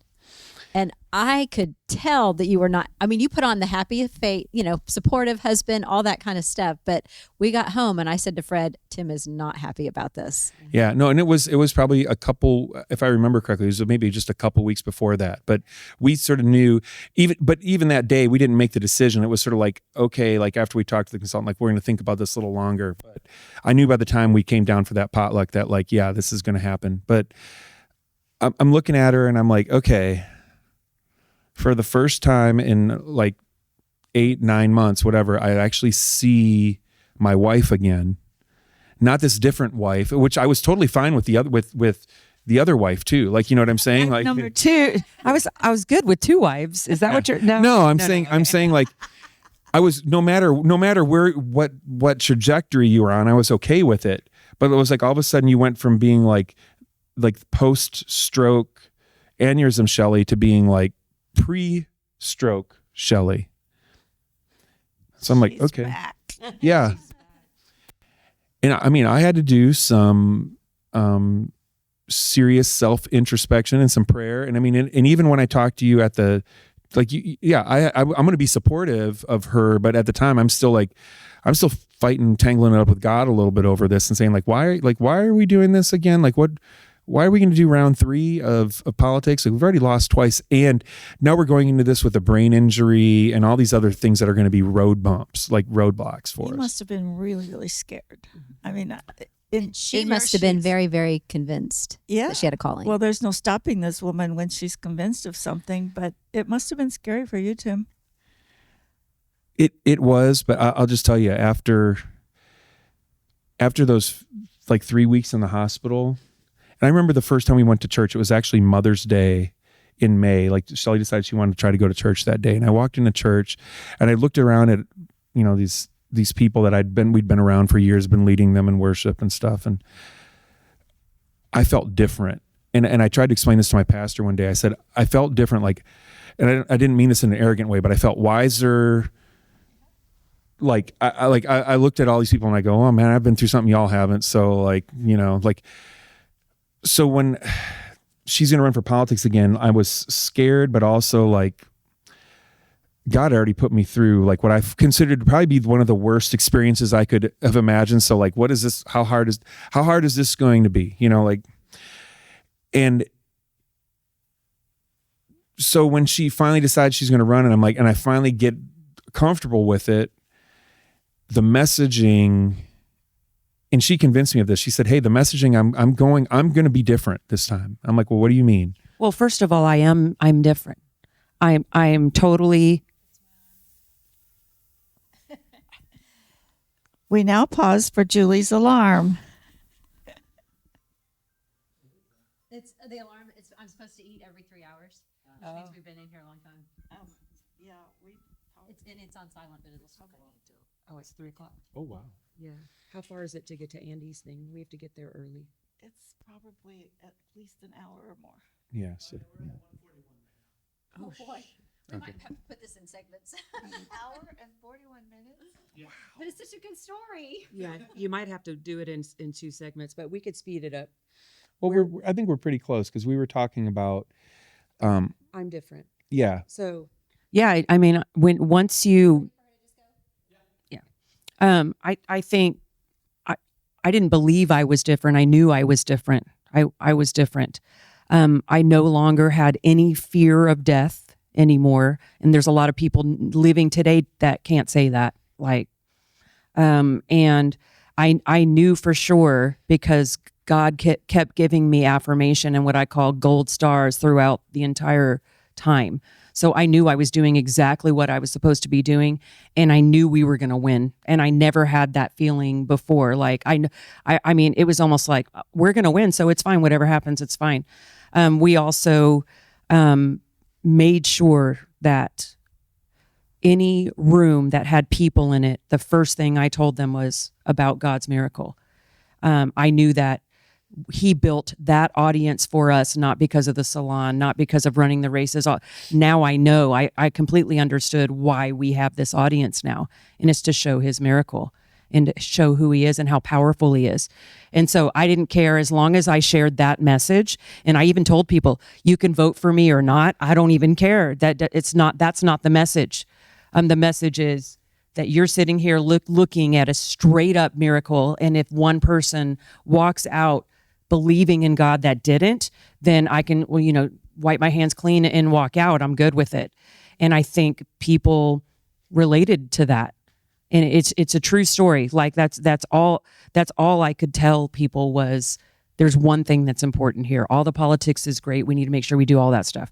But God is in control of all of this.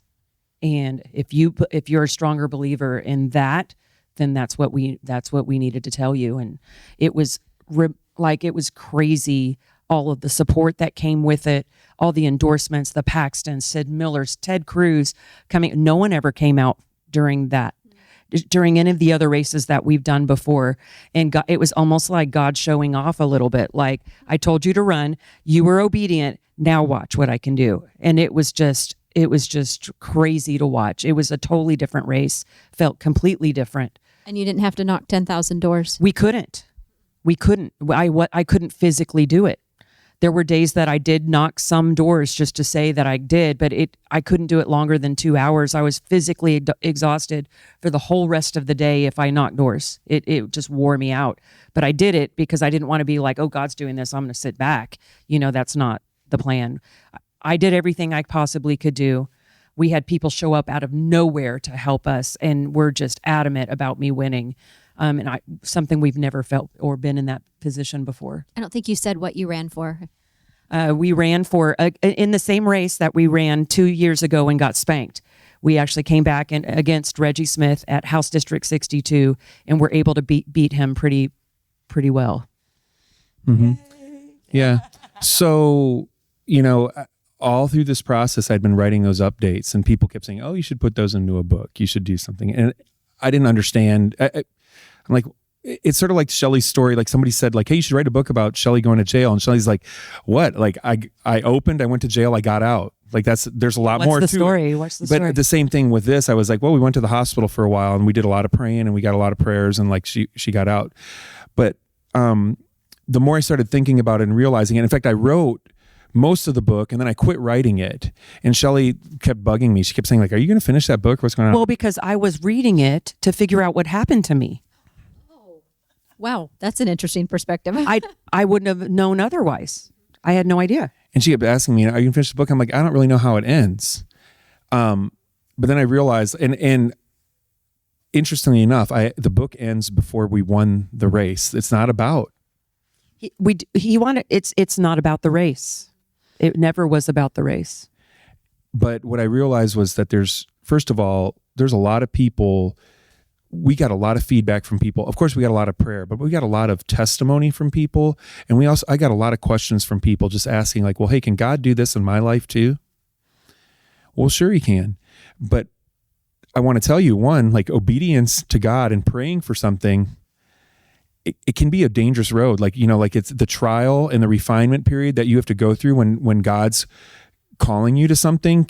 In this case, almost like, we put her really close to death. And also the political things we've gone through, not that we talk about that in the book so much, but again, it's like those refinement periods are really hard. So I wanted to get that message to people, but also just like give some people like a story of hope. Like, okay, like we watch the news every night. We see this stuff, and everything's always bad and negative. Even in the political world, it's always just hard. Well, look, here's a like the Hallmark Channel type story. Like this is a feel good story. Like it was really hard, but in the end, like I think that we won. Like God gave us a miracle. And we're celebrating it. And then God sort of like gave me this little nudge at the end. Like I had a couple chapters left to write. And Shelley's like, "Are you going to finish it?" And God's telling me, "I did this for you. You better tell people about it." Not that there was going to be a consequence, but like, why would I not want to share that miracle with people? And you know what? If people want to read about it, great. If they don't, that's also like, doesn't matter. Like I'm just being obedient to what God called me to do. He said, "Hey, I need you to do this and explain yourself the best you can." It's not a theological study. It's not like there's some Bible groups or Bible studies that have gotten it and they're doing something with it. It's not meant to be that. It is just literally a story of what happened to us, how I dealt with it. If you're dealing with something that is, you feel like you need a miracle, probably something for you in that book. If you know somebody who needs a miracle, there's probably something for you. I think what's great about it is how kind of messy it is, though. Like it's just us as regular people trying to figure it out, just like y'all. And this is our story of regular people just trying to figure it out and do the best that we can. That's perfect. That's what everybody needs, right? Who doesn't need that story? So where do they get the book? So it can be found just about everywhere now. It's on Amazon, Barnes & Noble, Apple Books, Kindle. If you go to our social media pages, you can order signed copies directly from us. We still have some, we've been going around to all the different TTP satellites. We still have some more of those to go. We've got some other places that have contacted us and we're going to talk about it. So you can find it just about anywhere.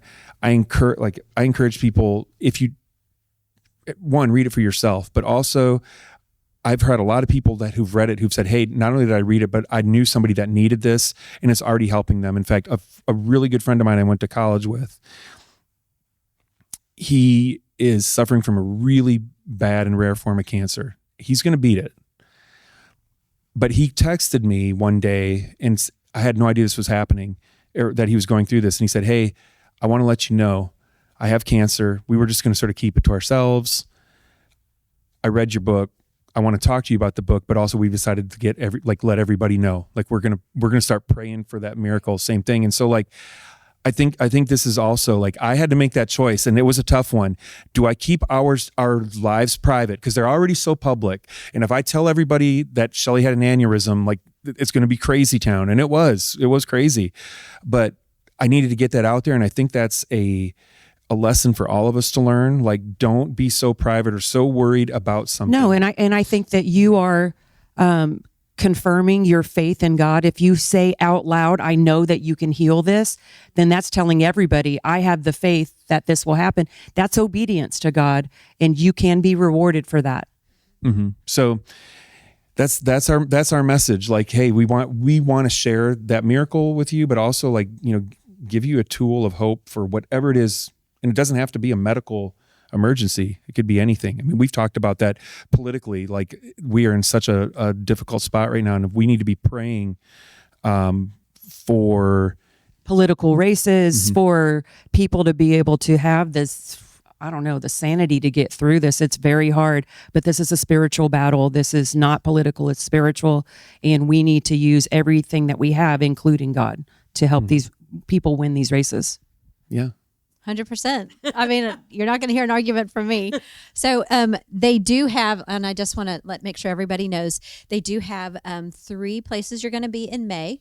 They'll be in San Antonio on the 9th, in Longview on the 16th, and in the RGV on the 21st, which I'll be there too. So RGV is Rio Grande Valley. So I'm looking forward to that. But maybe they've watched all this whole interview and they think I don't need to go, but you guys have the video with it. Every time you tell the story, we have pictures from the hospital that he's like, I can't believe you're letting me put these pictures. I'm like, people have to see this. I was a little surprised about the pictures too. I'm like, I'm not that I vain. want everybody to see that. I'm not that vain. But we also, when we talk and when we go and talk, like, first of all, there's an opportunity to ask some questions, and we've always had some good questions, but also there's certain parts of the story we always tell, but there's also times like when we're telling the story, and I think sometimes God tells us like, hey, mention this time, because there's somebody who needs to hear this little part. And so it's always a little bit different. And or if they've already heard it, they bring a friend. Yeah, absolutely. But the book has a lot of information in it that we don't share on purpose because we feel like the book does a better job of it sometimes. Yeah. And you usually share some music along with it too. We haven't. I actually, a couple times again, God sort of directs me on that, whether or not we're going to share music. It just all depends on which way we're going. But yeah, so they've been great, very well received, and we've seen some faces twice. Some people have come back for more. So you get to see me like 3 or 4 times. So. That's right. That's right. Okay, so let's wrap this up because I know this show has gone really long, and I don't think anybody's going to complain about it because it's such a compelling story. But we wanted to just make you aware of some things that are going on. We do have the local elections. This show airs on May 3rd, and Election Day is May 4th. And then the runoff elections are coming up just right after that. Convention happens this month. We do have a booth, so if you are a delegate and you're going to be at the GOP convention, make sure you come by and say hi. And then tickets are on sale for our birthday party. We turned 15 this year. We're having a huge party in July. We've got an all-day conference. We've got Chad Prather coming in to entertain us. It's going to include lunch, dinner, all the speakers for just $50. So you can get that on our website. Fran, tell them what other meetings we have coming up this month. Well, we've already talked about Tim and Shelley. Kurt Locklear will be entertaining in several satellites. He's great with a storyteller and music and jokes, and he's wonderful. Couple of satellites are having the movie Letter to the American Church. Marty Reeb with his story of the Black Robe Regiment. Shad Sullivan talking about the crisis in the beef industry. And David Summerall, a J6 activist. Carly Grayson with USCCA. We'll talk about when it's okay to use your weapons. Jeffrey Stamm brings the truth about crime, cartels, and drugs at the border. And I counted 13 social events on the calendar for May. Coffees, dinners, happy hours, even a seminar on property taxes. So there's tons of things happening. Be sure you get out there and join in something. And then next month, we're hoping we're going to see Shelley again because we're going to, on the podcast, we'll be bringing in a bunch of the state reps that, we're like all fired up because we have so many more new faces that are on our side and some that were maybe kind of on our side, but, we're going to seal the deal and bring them all the way to our side. So it'll be a good show next month in June. Any action items? Action items. Go vote is the main one. Attend convention. Purchase your tickets for the anniversary party as soon as they're available. And then we have interim hearings happening at the Capitol now. This is something that goes on in between sessions. The committees have oversight and implementation of the laws that were passed last session. So we will be making trips to Austin to testify at those hearings and help tell them what to do with those laws, be they good or bad. So watch for action item emails about trips to the Capitol. Great. So you guys, thank you so much for making yourself vulnerable, sharing your story. We just really value your friendship. So thank you for being here. And we like to end every show with a toast. So here's to Texas. And here's to true Texans. Thanks.